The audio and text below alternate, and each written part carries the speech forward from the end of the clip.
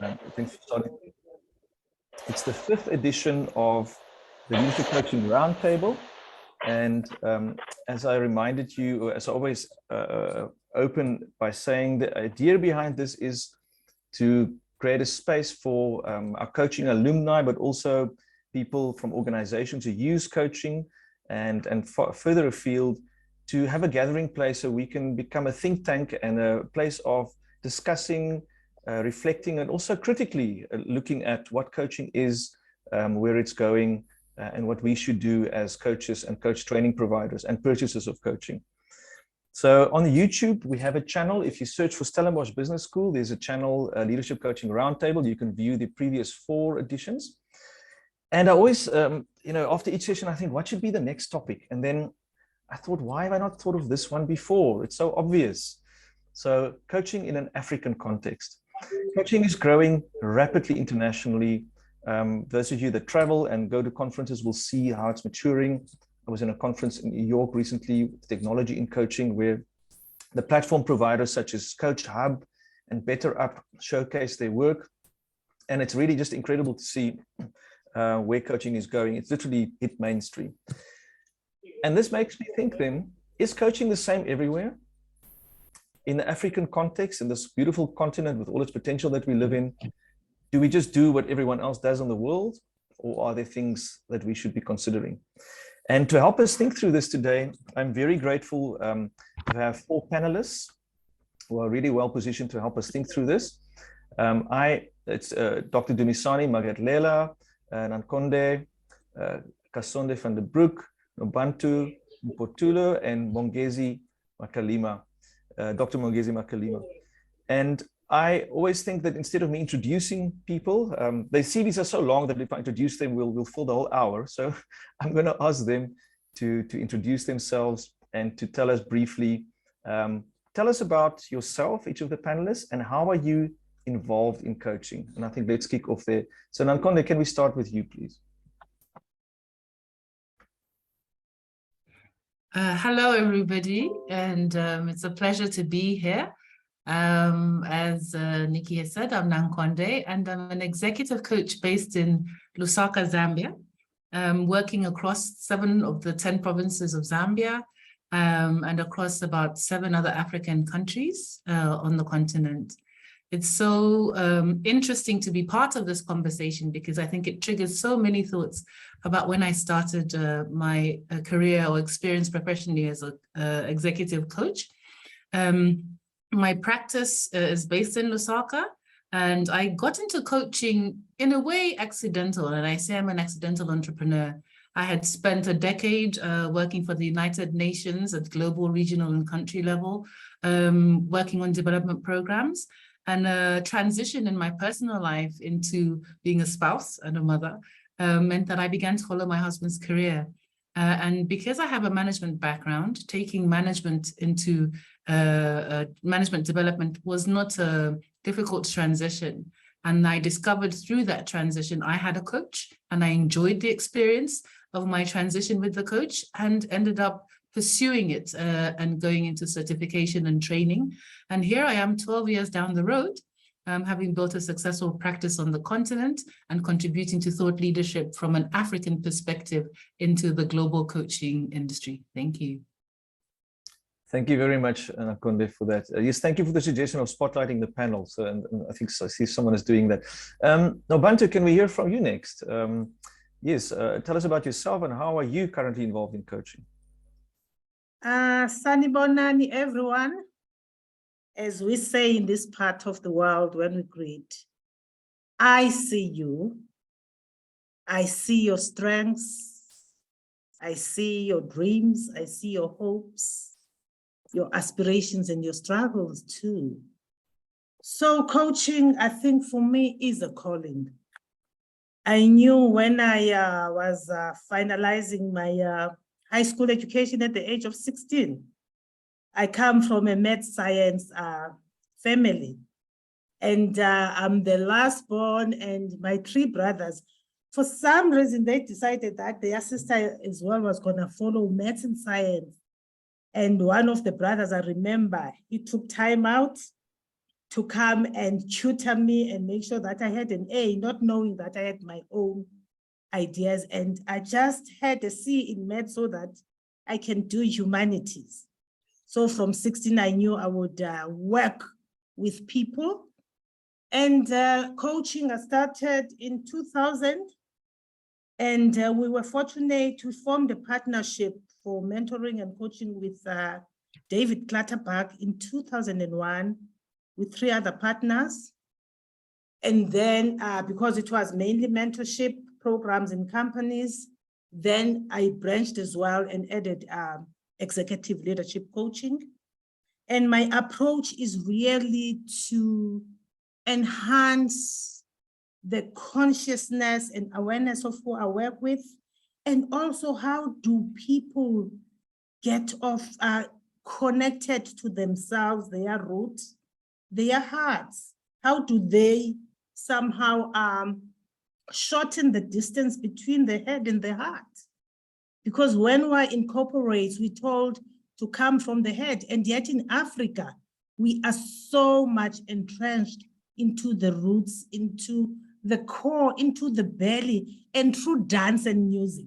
So when I coach, I come with all these modalities and integrate these with the Western modalities. And as such, I've developed Ubuntu coaching, being the first person to actually practicalize Ubuntu in coaching. And I've started a coaching program where 100 people have gone through that, and also in-house like HR and helping professionals. So coaching is my life. Coaching is my heartbeat. I dream, I sleep with that. Thank you. Love it, love it. Beautiful. Thank you, Nobantu. Mongezi, let's move over to you next. Briefly about yourself and how are you currently involved in coaching? Oh my God, I'm laughing because I feel like I'm at home. For once, I don't feel strange having to greet very long. Because I always say to people, there are 3 things that are an essence of me. I am an African, I am a leader, and I'm an elder. And I'm an African not because I'm born on this continent and have this beautiful brown skin, but because I wake up every morning asking, how do I put Africa in the center of the world where it's supposed to be? In fact, it has become a core of why I refuse to take work. If it doesn't help me do that, I don't. I'm fortunate to be in that position. I understand.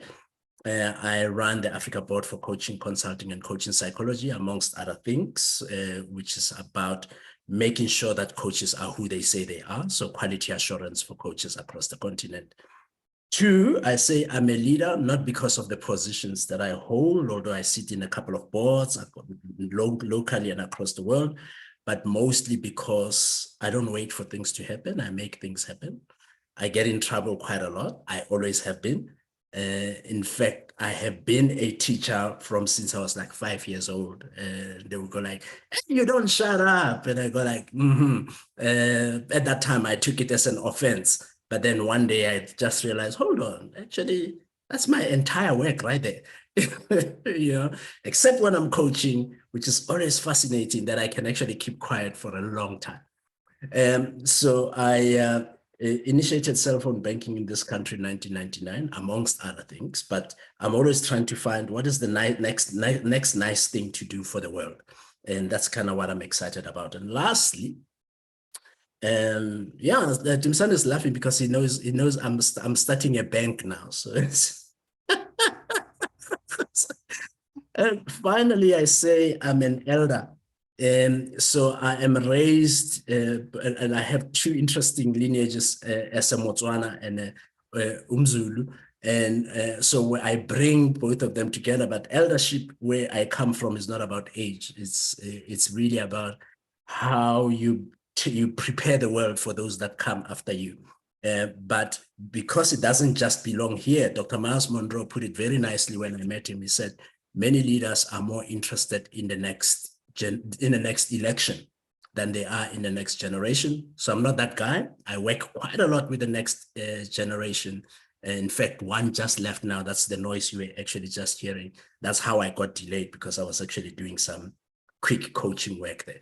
So that's me in a really big nutshell. And other stuff is on Google. Excellent. Thanks, Mongezi. I always love to hear what people highlight in terms of what's appropriate for the occasion. And then last but not least, Dumi. Thank you. Thank you, Nicky. And thank you, Mongezi, Sis Nobantu. These are my siblings, I call them, Mongezi and Nobantu. And then I've got my sister across in Lusaka in Zambia, Nankonde. Thank you very much. And then my other brother in Stellenbosch, Nicky. It's good to see you all. And everyone on this call, I want to greet you in that isiZulu way that we do so well with Sis Nobantu. Sanibonane literally means I see you. If you want, I say Sawubona. I know many of you know this. Sawubona, I see you, similar to Namaste. And there's meaning behind that. And greeting is regarded as just one of those things that you just do, tick a box and move on. And what we're trying to say, starting with this session and many others that we've done, and the work that Mrs. Nobantu is doing with Ubuntu Coaching, is to say we need to come back home to who we are. Remember our humanity. So as I introduce myself, I always want to say I'm human first. And if when you meet me, you see my skin color and that I'm tall, dark, and handsome, you're missing the point. I'm human first. See that first, because that's what's most important. And yes, I'm Africa-based, and there are many of us, many before that moved around the world and moved to different parts of the world, and due to climate and ultraviolet light change color and skin. It doesn't mean anything. You're home now, come back home and feel the energy in this place we call Africa. Don't believe the lies and the whitewashing of history, pun intended. So we need to understand who we are. And this session is going to challenge you. It's going to provoke you, and it might annoy you, irritate you, excite you, thrill you, and make you laugh. So let's do that. So I am an Ubuntu coaching practitioner too. I did Sis Nobantu's course. I recommend it to everybody. Nicky didn't say we don't market, so I'm marketing anyway. So you've got to do that course because it will change how you coach. It will connect you to your essence as a human being first. Because my own coaching, I'm a behavioral scientist. My PhD is in human behavior. So I know what you're thinking right now. No, I'm kidding. So human connection is my currency. I truly believe in human connection. We need to connect as human beings first. We miss that as human beings. So that's one thing I do. I deal in human connection. And Ubuntu is one of those. Sis Nobantu has done the practical part of it. I've done the theory part of it. And we're working together to combine those two because they go together. Understanding that you can philosophize and think about it, but what we need more is the practitioner part, which is where I love her work, what she's doing in that. And the work that we do with Mongezi on the Africa Board for Coaching, Consulting and Coaching Psychology. Nankonde didn't tell you that she was on the board at some point of that amazing body that we do, promoting coaching on the continent. So having said that, we need to see each other. We don't see each other as clearly as we should as human beings. And if you coach in Africa, you got to start with connecting, hence that greeting. The message, if you take anything from our talk today, conscious greeting is the one thing. Do you greet consciously or do you tick a box and move on? Fine is not an answer when you greet someone. Coaching is a sacred service to humanity. How sacred is your service to others if you call yourself a coach?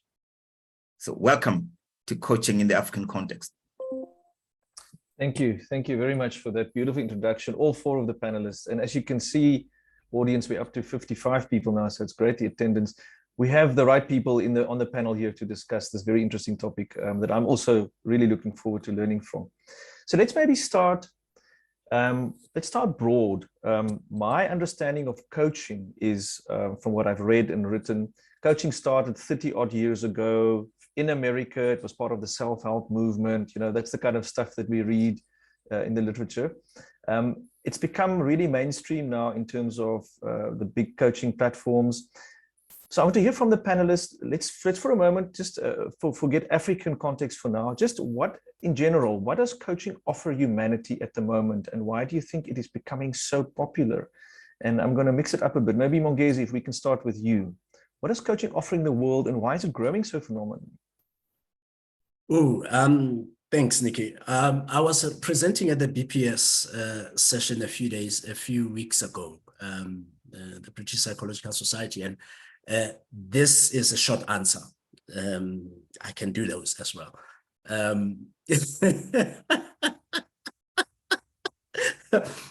What coaching brings to humanity is remind us who we are. It is essentially, because I mean, in your intro, you already spoke about how it started 30 years ago. No, we didn't.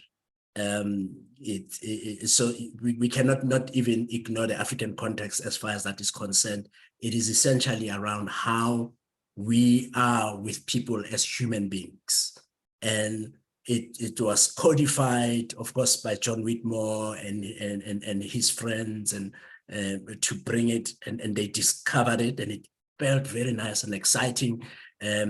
But those who don't know the story, John Whitmore went to the Esalen Institute. When he came back, he was like, oh, those people are doing some fantastic stuff there.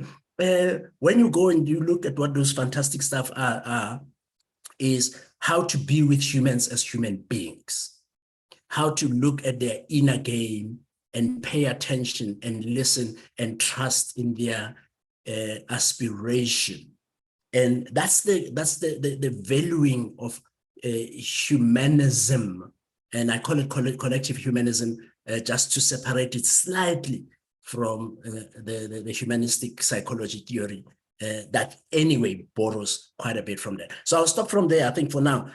What it brings is it really brings us to, it reminds us how to connect with each other as human beings. Great, I like that. It's the essence. It really is the essence of it. And Conde, what do you think? What is coaching, and why is it so? What is it offering humanity right now? And why is it growing? I want to sort of take on from where Mongezi spoke, because from my identity, I think I speak primarily when I think about coaching with reference to David Kaunda, Kenneth David Kaunda, our first president in Zambia. And when Zambia was gaining independence, Kaunda knew that the challenge was not so much, it was part of it, the shift from British colonial rule, but he knew that he has 72 ethnic groups. That was the bigger challenge. And so from the beginning, we've always had this indoctrination as Zambians of Kaunda's philosophy of humanism. So he anchored us and centered us around the fact that we are human first. So I'm human and you are human. And on top of that, you have your flavor of the human type, which is then I am Zambian and I'm a Bemba tribe, so I'm from the north. And imagine rallying the country around that fact, because the challenge was the different distributions across the country of diversity in terms of ethnicity and language. And so when I think about what coaching offers the world, I come from there and going back to our original and initial identity of who we were, how we were created. And I think from that place, we can then see the opportunity to exist and coexist together. I think coaching gives us the opportunity to practice coexisting and in a way that serves the objectives we want to achieve personally or professionally. So I really see it going back to, the fact that we are humans first, no matter where we're from. And then with that come different opportunities to bring in the diversity. And so coaching for me takes us to that place and then amplifies the opportunity that diversity brings to the results that we can obtain. And so I see why coaching is growing, because increasingly with the complexity of the world we're living in, there is no monopoly on who has the solutions. And at the end of the day, when you bring it back to the fact that we're human, then we find a point where we can meet and start thinking together about how do we develop together? How do we solve some of these challenges? And then it brings me from Kaunda straight into what we've just experienced, the collective trauma of COVID. Nobody is, you can say, is from a developing country or developed country. After COVID, I think we're all on the scale of developing. And as a result, we've been forced to actually see value in each other because we were all hungry for a solution. And I can see, even though there are geopolitics and all those other things, at the end of the day, it took us to a place of recognizing that this is a human challenge. And as humans, we must recognize who we are and how together we're going to get out of this. And I think that's what climate change is also driving. Brings us back to the fact that we're human. We need to resolve these things together. Thank you. Beautifully said. Thank you. Thank you, Nankonde. And I'm not going to ask the other two panelists about what they believe coaching can offer, because I want to get straight into coaching in an African context. I'm worried we're going to run out of time and not get to the whole point. So, Dumi, I want to start. No, I want to start with you, Nobantu. So we know what coaching is, or we've heard some opinions about it. You can read the science about what coaching develops in people and how it changes. But what is coaching then in an African context? Is it really different to coaching in a non-African context? And you already alluded a bit to that, Nobantu, in your opening. So please elaborate a bit. How do you see coaching in an African context being different? Thank you. Thank you for that, Nikki. I just want to take what Mongezi and Nakonde have said further. For me, it even goes beyond interconnectedness. And the concept I want to use is interbeingness. The being, the core, the essence of who we are, and the context of what role Mother Nature plays in that as well. And when I think about interbeingness, I'm thinking of the mushrooms.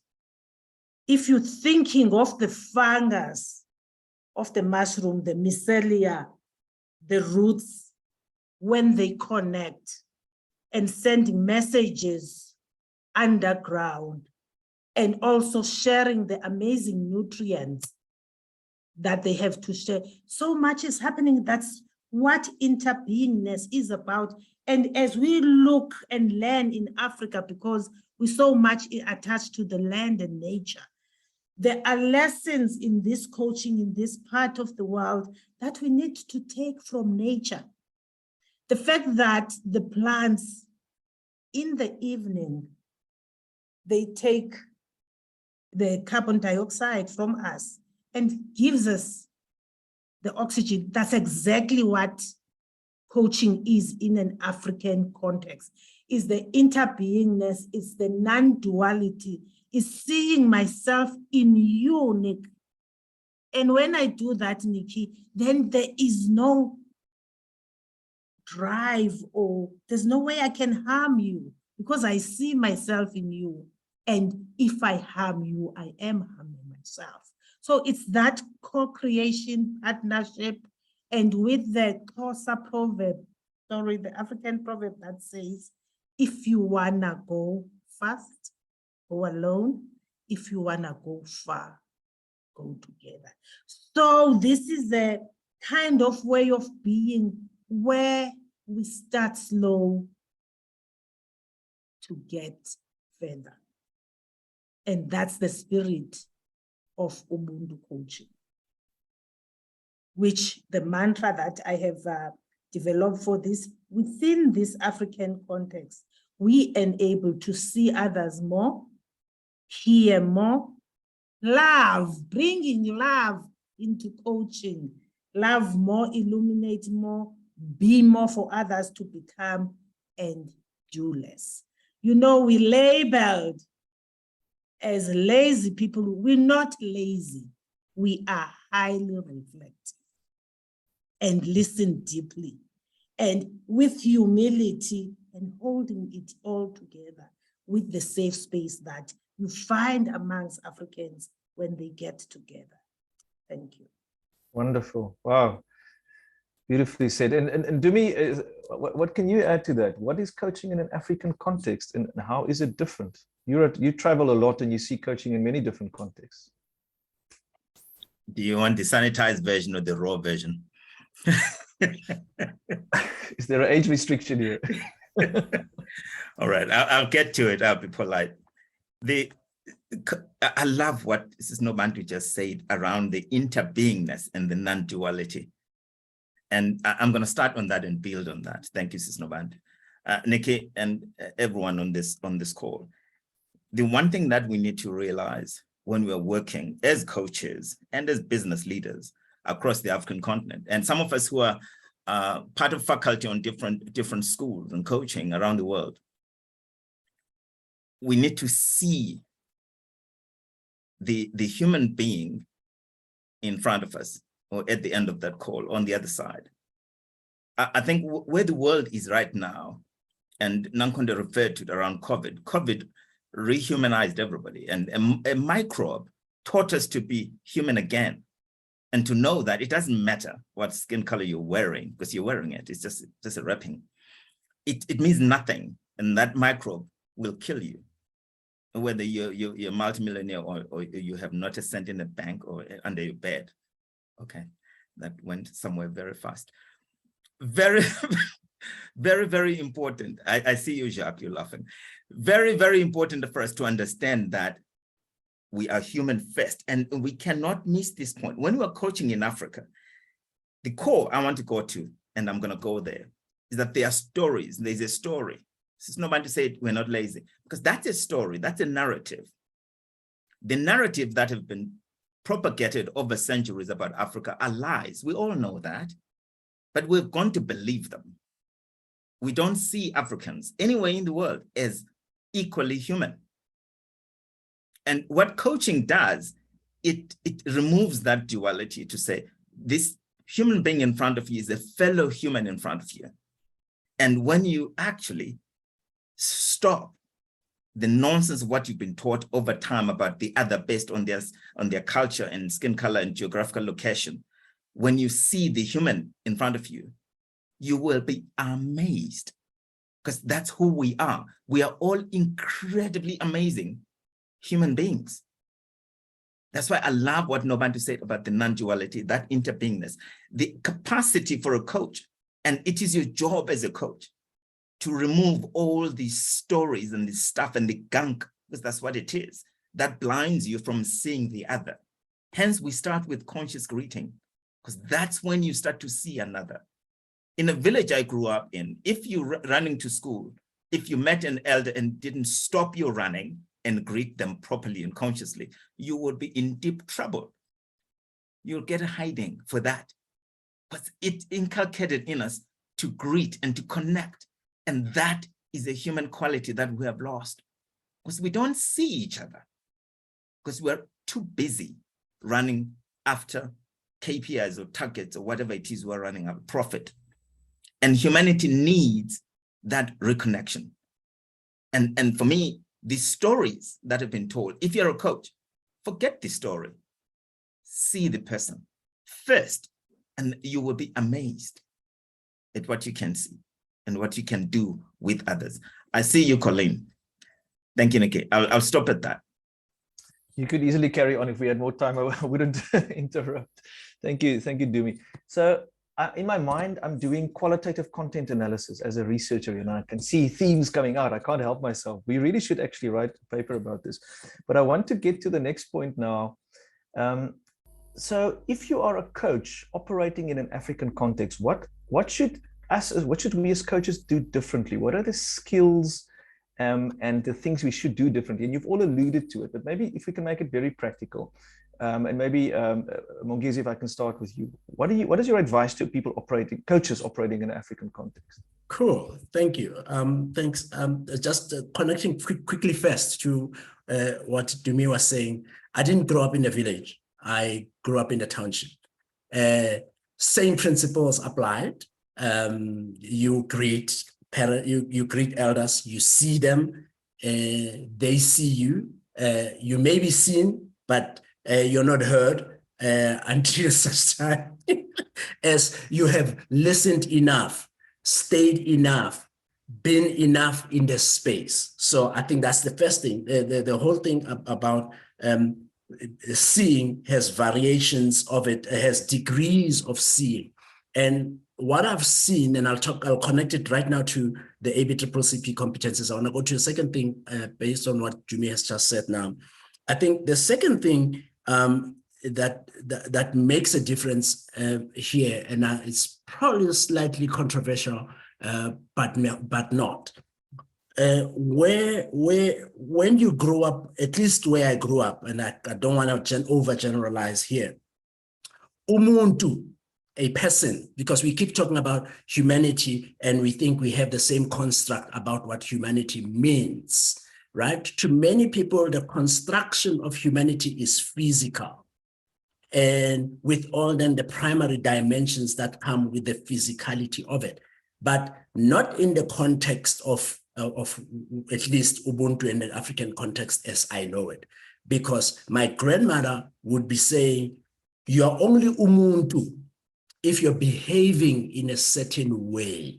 So it's not what you look like that makes you umuntu, that makes you muntu. It's how you behave. And there's a set of behaviors that would continuously come through as a theme, helping and supporting, which then talks a lot about the collective element of it and the interdependence and the interbeing that Sis Nobantu spoke about. Respecting people, and again, did a lot of work around values. And one of the things that came out around the value of respect is it's one of the few values that are not about you. So when you say you respect, people go like, respect is treating people the way you want to be treated. No, that's not true. Respect is actually treating people the way they want to be treated. So already that goes into this whole conversation about it would be different. The behavior of respecting is finding out, listening into what people need to be, how people want to be treated, and treat them that way. Compassion, the idea that everybody who is sitting in front of you is deserving of compassion. It doesn't matter what they did. So compassion is not conditional. It is unconditional positive regard that then Maslow and Carl Rogers and all of those took and integrated into humanistic psychology. And then the issue then of community as a penultimate theme that keeps coming out. Being able to realize that you can go and borrow sugar next door and you won't be looked down, because if you don't have something and I have it, it's ours, not mine. And it goes deeper, because the whole concept about land, we keep talking on this continent about borders and all of those things. Land doesn't belong to us. Land belongs to Umvelingangi, God, the super being, and we are just here as custodians. So somebody asked actually a very nice question. I think it's a Zen saying that says, if you're so concerned about your borders and your fences, how do you put the borders and the fences to the air and the sun and the wind? Because let's see you do that. Who do they belong to? And then lastly, oneness with nature. So I'm bringing all of these up to say, when we started looking at the ABCCP competencies, which was quite interesting after we sat on the board and did a number of conversations around and around.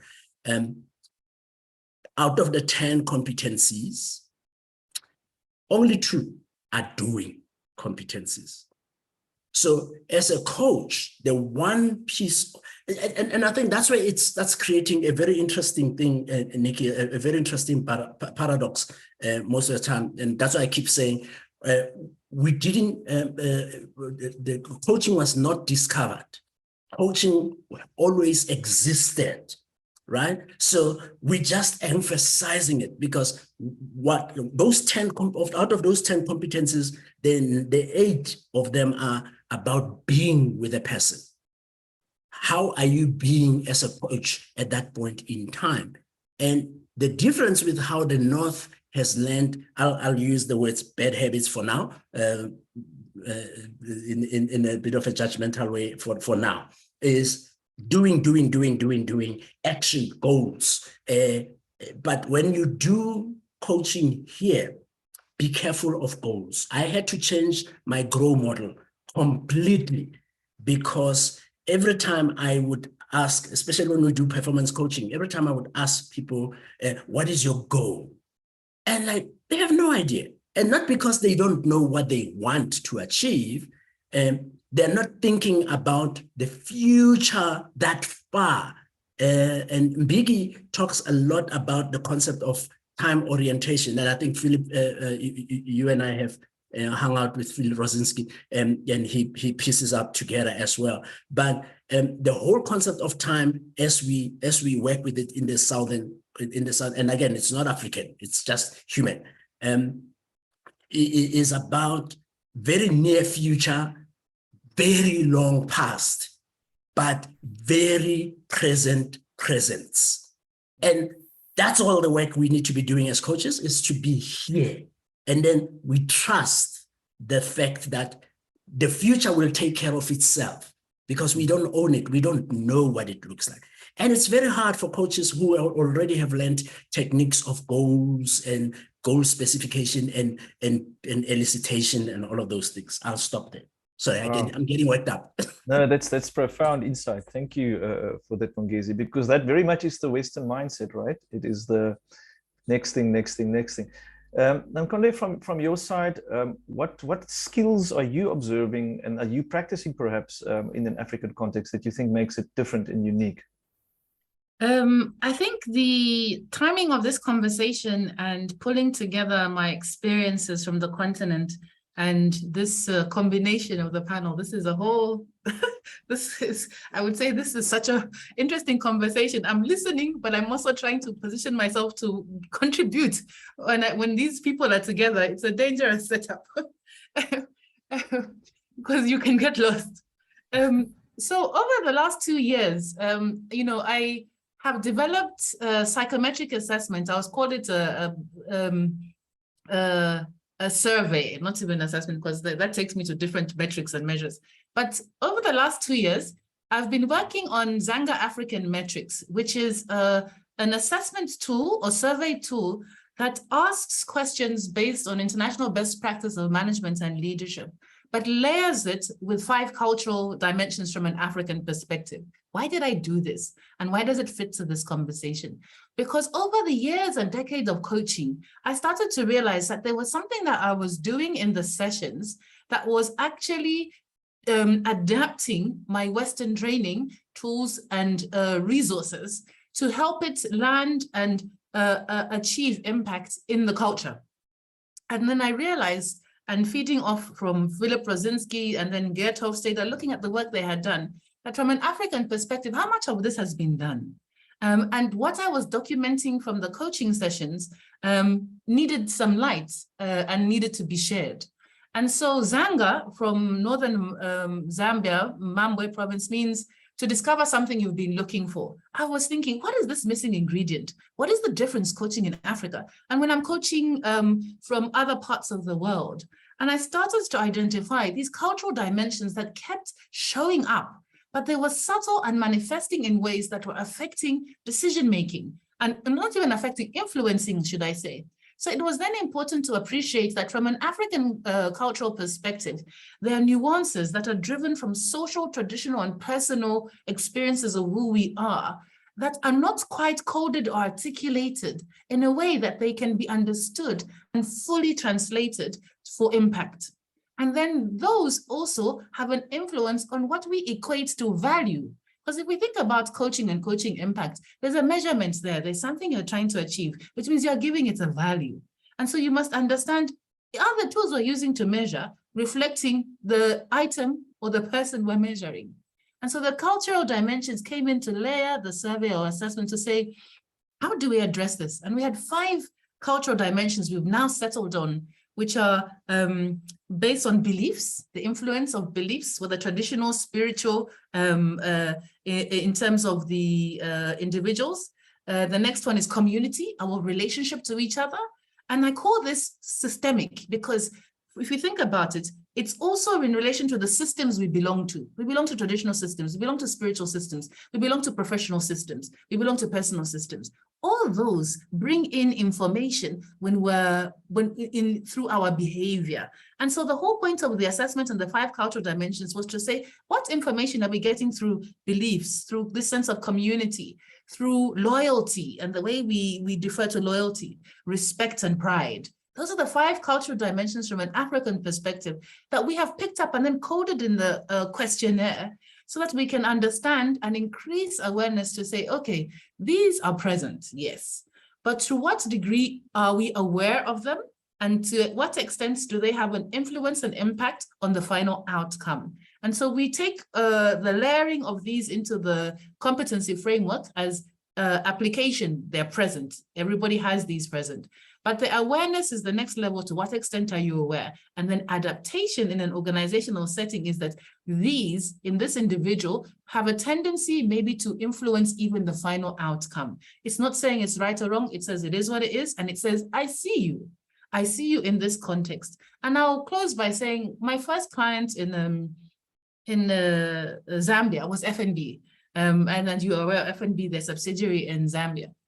They helped me really start to think about the importance of seeing who we are and how to support results. They had done all the math in Zambia. The growth, the markets in the last 5 years were going to deliver their main profits. And Zambia was one of the key markets. They brought in their coach from group. And one of the things that happened was that the coach didn't do anything wrong. They went through the process, trust the process, implement the tools, support the client. But they missed one thing. They missed the culture. They missed the appreciation to the extent that those cultural dynamics were affecting decision-making in Zambia, to the point where FNB had to revisit their targets and projections, because somehow, despite the formula for Zambia to be successful, it wasn't happening. And they brought me in, and that's what I picked up. And this has led me on this journey to say, as Africans, there is a way that we experience our systems wherever we are, in a professional setting, in a personal setting, and we cannot ignore those, not because they don't exist, but because we have yet to code them in a way that we can use them, make reference to them, and articulate them. And so for me, the journey from this perspective has been, let's put out the thought leadership from the continent. What has been happening with the Ubuntu coaching, it's seeing and recognizing that there is an aspect that we have to take into consideration, and we're deepening. Diversity and inclusion has always been there because it is part of what we bring to the table and what manifests. But culture are boundaries that are, you only know when you cross it. They're not articulated, they're not specific. And if you think about behavior, and I love what Mongezi said about, it's really about how people behave and what they do. That's what we were looking for at Zanga African Metrics. Why is this person behaving this way? When if you think about it logically, their decision should be straightforward. The decision they finally take was confusing the management team, especially at group level, because other factors were coming in. So this idea of being and behavior was really understanding, let's try and code this as Africans, and let's put it out in a way that we can actually use it and extend it further. Right. Right, thank you. That's a very practical example of FNB, right? So you saw it in action. Mongezi, I see you have something burning you have to say before I go. Yeah, I am, because I think that's where Nakonde and I met, right? And at that time, I was so annoyed at FNB coming in with the team, and then because we didn't even know each other. So I was working with the exco, she was working with another layer of the organization. And I remember fighting in the room, challenging the CEO, because exactly what you're talking about, Nakonde, there was it wasn't, I mean, they were not bad people. They just did not know what they didn't know. And the judgments around how they were talking about what performance looks like, what grade looks like, but according to whom? Did you do any survey? Did you do, because it sounds like, and they were South Africans. So in that room, they were like, essentially the whole exco was South African except one person who was the HR lady who was a Zambian. So it just didn't connect. So we were not really talking properly together. So that's essentially the first thing that coaches should then pay attention to. And then the other thing that Nakonde said that triggered me is language, guys. We're sitting in this room right now speaking in English because it kind of connects us to get to speak to each other. However, one of the things I started noticing when I started doing my master's was how language is so important when I'm coaching in a township. I can't speak English. So Africa has 2,500 languages at least. Wow. So you can never assume that what you are saying will make sense, particularly in English. I had a young guy, we spoke about, so what is your vision? And he's coming to South Africa now because we kind of have to now have a right language around speaking about this concept of vision because it didn't make sense. And lastly, metaphors. We should really be careful around metaphors. It goes back to the whole idea, again, of culture in this instance and all of that. So I'm in Nigeria. I'm talking about it's water under the bridge because I'm assuming this is a global, well understood, universal metaphor. And this gentleman looks at me like, huh? But it would have made more sense if I had said it's like a lizard climbing up the Iroko tree, because the Iroko tree exists in Nigeria, but nowhere else. So I just wanted to say that. Thank you for the magazine. And I think that ties into, Nobantu, I want to hear from you, because you alluded right in the beginning of some very practical things and skills, it sounds like, that you are using. So we're talking about coaching skills to give it a unique African context. Can you tell us a bit more about that? Yes, I think most of my colleagues have spoken about seeing more. The other part is listening more. Let me give you an example of how listening takes place in Africa. You would find that there are men or women, because there's that division that happens, especially when we need to listen and have some allyship. You would listen to people talking, and as they are talking, you find there's this silence. It's like something came and everyone became silent. And what that does is to actually connect the person and what they have heard to their essence, and as such to be enabled to see what is being said. And if I'm looking at this seeing more, it's just not listening from the head. You know, someone in a village in the Eastern Cape would tell you, I hear you in my navel area, in Kaba. That's what connected you to your mother, the mother to the mother, and the mother.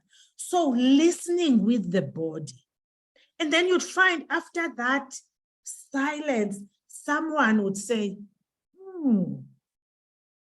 Diaguva dance. After a long time, it's like they automatically get into a self-reflective mode, and it just comes into some kind of something emerges from the bigger source than just from our intellect.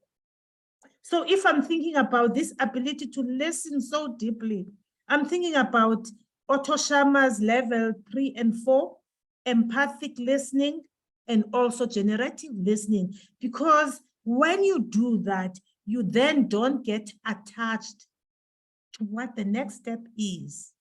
It simply emerges. So the attunement deeply, the opening up, the tempting with emergence and uncertainty, and not coming to coaching and say, these are the outcomes. Because in Africa, we dance with uncertainties, with dignity.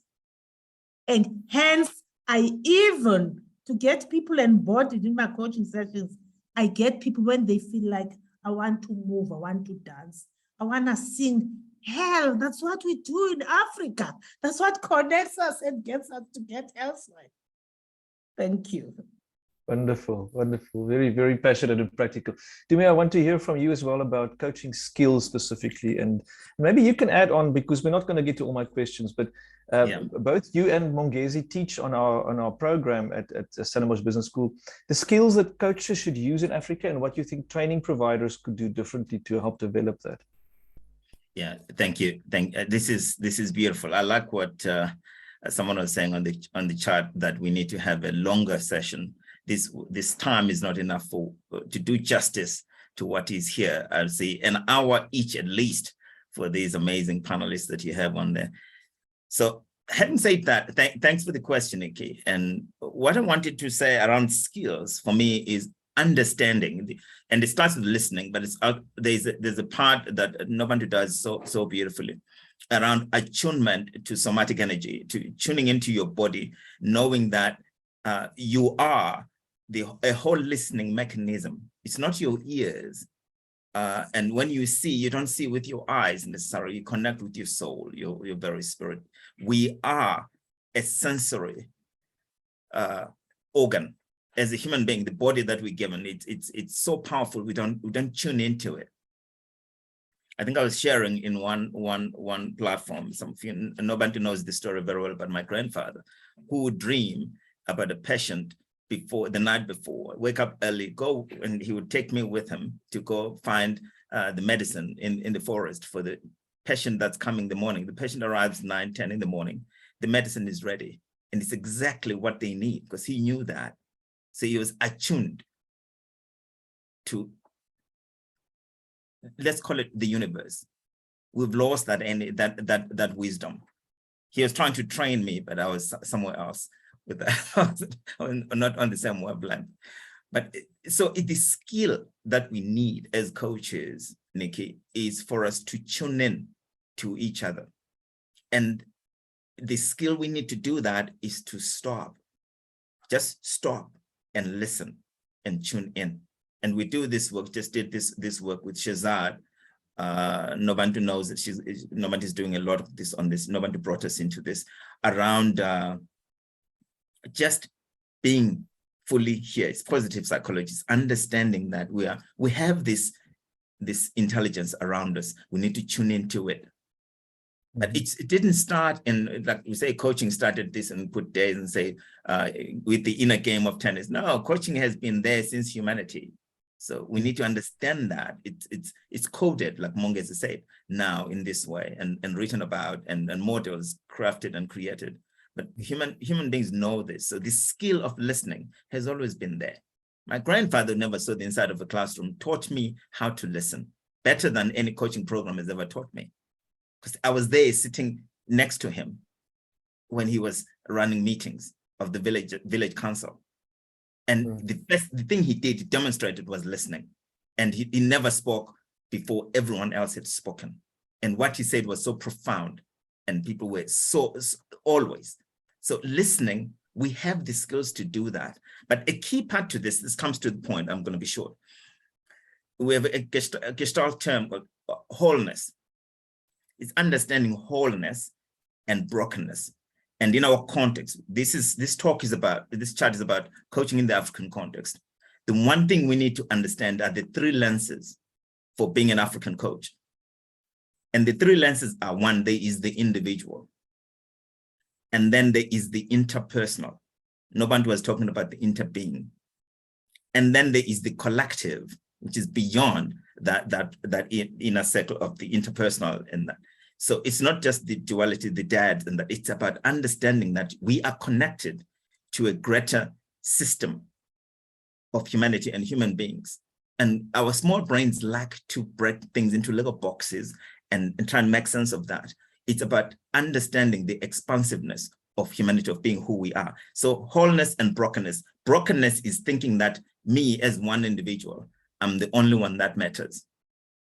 So rather, let's go with the wholeness, understanding those 3 lenses of the individual, the interpersonal, and the collective.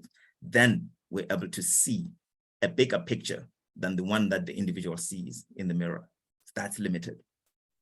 I love that. That's a beautiful model. I can picture it in my head. That makes a lot of sense. Beautiful. Thanks to me. So I know we could Nicky, continue for... Nicky, I'm triggered by Dimsai. Mongezi, can I, sorry, in the interest of, I just want to respect everyone's time. So it's 60 participants. We have 4 minutes left. So I would like to just officially, close it, and then we can maybe spend a minute or 2 once to stay on. But I want to, for people who need to leave at 6 o'clock, for each of you, of the panelists, 1 minute. What are your hopes and dreams for coaching in Africa? And I'll leave it up to the first person who feels ready. Your hopes and dreams for coaching in Africa, 1 minute. All right, I'll start because that's kind of probably where I was going. I was sensing your question. So one, I'm hoping people, as they're listening to this, they realize that it's not new. We're just, all of us are really just reclaiming our humanity back. So when Dumisani, what triggered me when Dumisani was speaking, he was speaking about the Gestalt. But when Nobantu was speaking, she spoke about sensing other things that are happening in the air. That's system psychodynamics and Freudian system psychodynamics. Both those things emerged from here. So I want everybody who's studying theory of coaching to understand that humanistic theory, as well as Gestalt, as well as system psychodynamics, all emerge from here. So if you are using those, you are using African coaching. Don't expect new models. Excellent. But, I think that, more than that, lastly, more than that, I think just be human with people. It's time. We have permission. That's all. Thank you. Thank you so much, Mongezi. Who wants to go next? Your hope and future for coaching. For me, it's not about performance, doing. It's about the beingness for others to become. It's about receiving. In Africa, when I receive you, I can take everything up to my last thing and say, wow, I want to see your dreams really manifesting. So it's about, being together and working together and playing together. I like that especially. Thank you so much, Nobantu. Dumi Onankonde, who wants to go next? Your hopes and dreams for coaching in Africa. Thank you. I'll go next. I gave my sister Nankonde the last word. For me, my hope for coaching in Africa is that we recognize that wisdom has no geographical appropriation. Knowledge and wisdom about coaching or about anything else has no geographical appropriation or racial one or anything like that. When we become available for what Africa can give us, because Africa is mother nature. Africa is, we've all been suckling at the breast of Africa from time immemorial, whichever way you want to phrase it, and that may be too graphic for others, but we all drink from the well of mother nature. And it's nothing personifies that than being on the African continent. The stories we have about everything African, we need to pack them aside and connect to the knowledge and wisdom and the beauty and the energy of being in this part of the world. We will be better off, especially as coaches, to embrace all of humanity, not part of. Excellent, wonderful, and the potential. You make it's very exciting to hear all this. And then, last but not least, Nankonde, your hopes and dreams for coaching in Africa. Thank you. I share what has been shared by the panelists, and I also extend it to our global face and our contribution globally. For a long time, our benchmarks and reference points have been given to us. And for a long time, we've had the value within and expressed it and measured it externally. And so I think my hope and future is that we go back to our understanding of the internal value and actually how it shifts external metrics. And so I think that's what we're doing. And that's, for me, the future. And that future can be achieved by documenting, articulating what we do as coaches on the continent and the impact we're having. And at the same time, I think it also has an impact on how we share it and distribute it, the thought leadership. And I think that voice there at every level has to be amplified. The case studies, the appreciation of what we're all doing and how it's having impact is the contribution. So my future for me for Africa is data. Let's collect information. Let's share that information. And let's also speak at the platforms that allow others to tap into that internal source and use our internal system and being as also a reference point and metric. And I want to close by saying, when I was approached, I work globally and I've appreciated having those opportunities. But there's one particular coaching fraternity that approached me and said, we would like you to join our network and be part of us. And we feel that it's going to be great for you and your experience. And I said to them, oh, okay, I think it's the reverse. You are now making yourselves global because you're coming to Africa. Welcome and understand what we are doing here. And I think what you will find is you may learn something or two, and it is my privilege to share this with you. I will close there. Wonderful. I can't think of a better way to close the session than with those wise words. I really like that, Nkonde. So in the interest of time, respectful of people's time, I want to thank, first of all, the participants. It's been a very lively chat. I unfortunately couldn't even read all of that, but wow, I haven't seen so many discussions and chats. I think the audience really, really appreciated this. And to my panel, Dumi, Mongezi, Nobantu, and Nkonde, thank you so much for taking the time. I feel humbled. I've learned so much today in this session. And I hear the call for a follow-up session, and I will certainly, we're going to work something around that. So thank you, everyone. Let's go with this wisdom we've created, that we've heard today, and let's make it part of our being and our practice. Thank you, everyone, and have a good evening. Asante sana. Thank you, everyone. I'm a second Aleo. That's Ethiopian Amharic for thank you.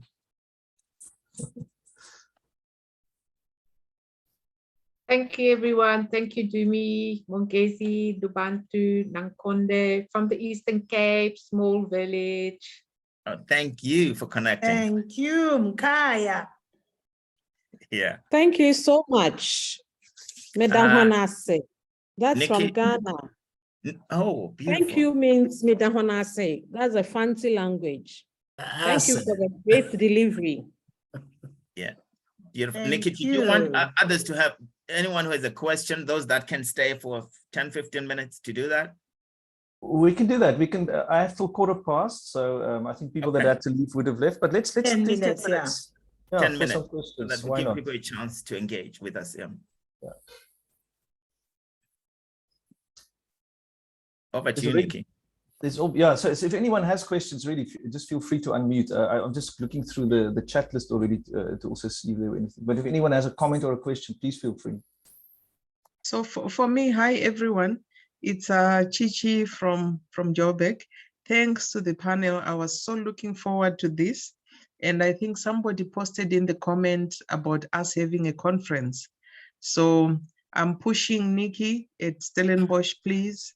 Can you think about having an African City conference with a panel that's so power-packed, and I'm sure there is more that can add to this awesome foursome. Thank you. Gigi. That is a very, I hear the suggestion, and I almost see it as a challenge. But after this panel discussion, I don't need any convincing. So watch the space. Okay, this is Geraldine from Ghana. I just want to ask, from here and before we have even the conference, how do we connect? How do we engage each other? Because I realize that there's a wealth of knowledge that we can impart each other. I also do coaching. I'm an executive coach for APSA, but I was really blown away by what I learned from the panel. So I'm just thinking, how do we connect? How do we engage each other? How do we learn from each other? Thank you.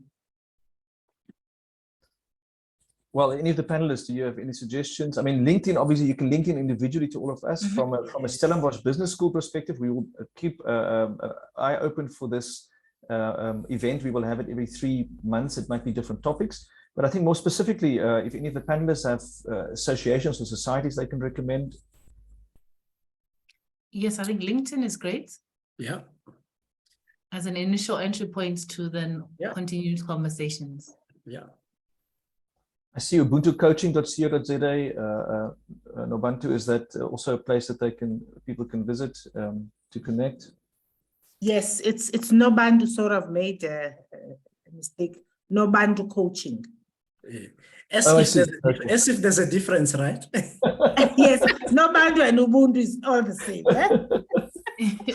I like that. Great.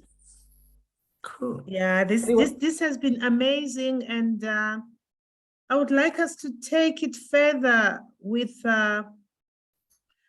really taking this far and having a big international summit, bring the African twist where it all started. Actually, coaching started right here. It started right here. Yeah. Yeah. Yeah, I love the way that you connected it. Was it you, Mongezi, or do we connect Gestalt and to all the theories out there already, right? It's Yeah. it's- I mean, the journal for the first journal for coaching and coaching psychology in Africa. That's the first article I wrote because that's how passionate I was about that clarity and creating that connectedness. I think one of the other things that we didn't get a chance to speak about is the idea that the connecting between mentoring and coaching, because I think in the Northern frame, we talk about them separate, which they are. However, so in the journal article, I actually connect them to say they actually work together very practically. And when you know, somebody I saw in the chat was talking about the fireplace. The fireplace was a space for the storytelling and the eating of the meat. And that's now where the mentoring is coming in. So if you look at the core planning cycle, for example, it's a reflective observation piece of it. However, when it happens in the hunt, this young man would be chasing behind, but at a very safe distance is active experimentation that's continuously happening, right? And then, and that line, reflective observation, active experimentation, and remember, Kolb was humanist. So that reflective observation, active experimentation is the space where coaching actually happens more than anything else. But from a Western perspective, we spend a lot more time on the abstract conceptualization as well as concrete experience. But the concrete experience was there because the young guy would get a small little arrow and then they would say, cut a little piece here, baby. And then he would cut and he would feel like he's part of that. And then after that, it's done. So it's a full, complete cycle of learning. Great. Mongezi, I hope you share that with our students in your lecture, because they learn about Kolb. So you must, if you're not already doing that, you must please bring it in your next lecture. Well, actually, I've just said it like that for now, because I didn't actually explain it like that in the journal. So I need to write another one. If I can just amplify that, I think what has been shared is so important, because when we think about the theories behind some of the coaching different models, it's so important to connect it from the African perspective as well. And I think we are missing that. And when I met Mongezi and Dumi, I actually discovered a lot more. You know, I realized that even in striving for sort of theoretical grounding and encouraging coaches to ensure that their practices are grounded in evidence and proper theories, that I went out to get mine. And when I came back, I realized that actually there was a wealth of knowledge that I could have already acquired even before going abroad. And even in looking for executive coach training, I ended up doing mine, the joint program, Oxford University and HEC Paris. But there's Stellenbosch, you know, there's WITS. Immediately the reference was to go out. And after going out, I realized what wealth actually already exists within and how to connect it to those same grounded evidence and theories that I was searching for was already there. The answers are often right in front of us, right here on the screen. Love it. Yeah. Thank you, Nicky. Thank you, everyone. Got to run now. Thank you. This was so rich, straight to the heart. Beautiful. Okay.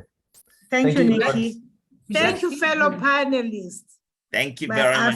African coaches. Thanks, Colleen. It was so good to be with you guys. We need coffee, please. Yes. Colleen just unmuted herself, Nicky. Colleen, yes. Oh, okay. Hello, everyone, and goodbye, everyone. Coffee, yes, we need to do coffee. We're going to have this combined Joburg, Lusaka, Cape Town coffee.